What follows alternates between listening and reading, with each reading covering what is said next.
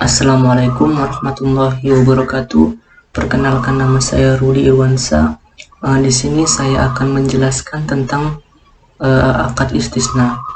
Di mana akad istisna sendiri adalah akad jual beli dalam bentuk pemesanan pembuatan barang tertentu dengan kriteria dan syarat tertentu yang disepakati antara pemesan atau mustasni dan penjual atau sani. Objek atau barang istisna selalu barang yang harus diproduksi. Penjual harus memproduksi barang pesanan tersebut terlebih dahulu, baru setelah itu si penjual akan menjual kepada si pembeli.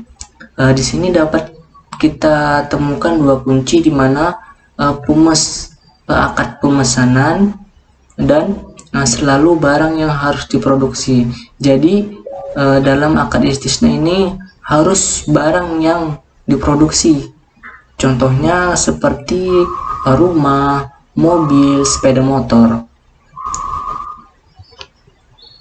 Di sini ada beberapa rukun istisna.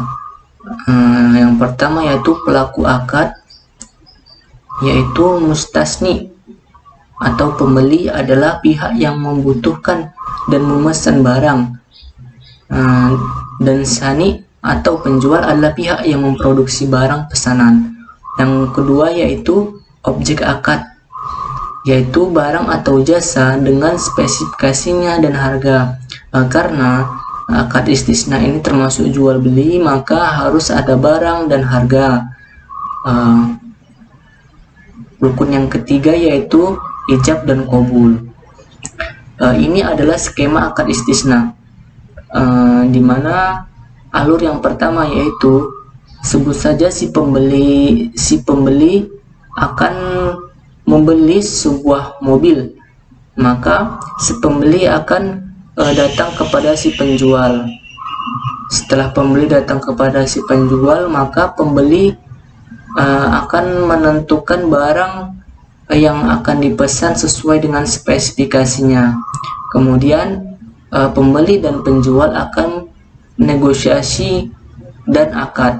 Dalam negosiasi dan akad ini, pembeli dan penjual akan membahas atau menentukan bagaimana sistem pembayarnya, baik di muka, dicicil atau di belakang.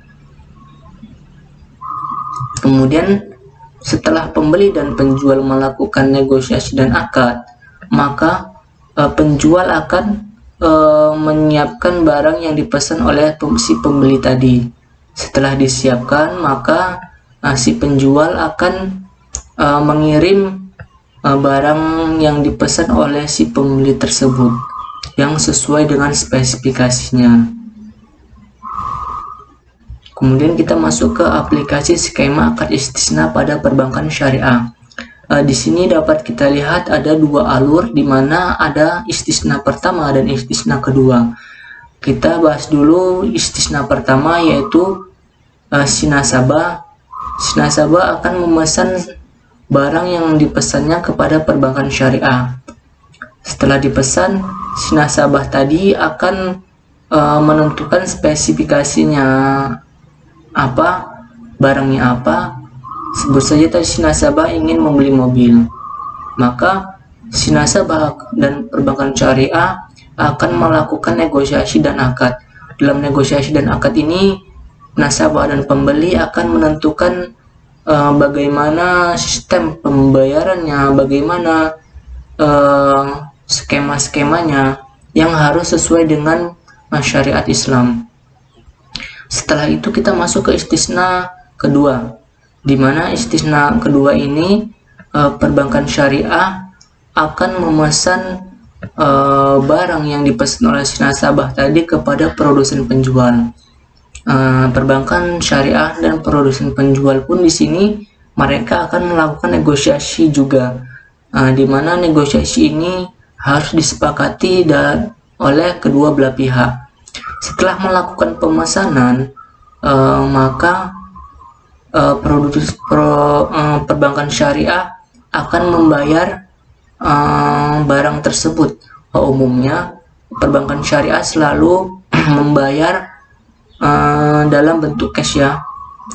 Setelah perbankan syariah membayar kepada produsen penjual, maka produsen penjual akan menyediakan barang yang dipesan oleh si perbankan syariah tadi. Maka produsen penjual akan menyerahkan barang tersebut atau mengirim barang pemesanan tadi kepada si nasabah.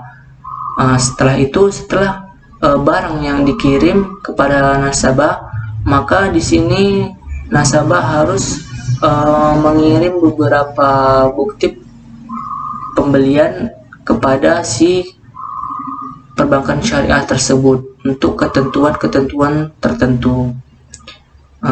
Baiklah, begitulah skema aplikasi pada istisna perbankan syariah. Saya akhiri. Assalamualaikum warahmatullahi wabarakatuh.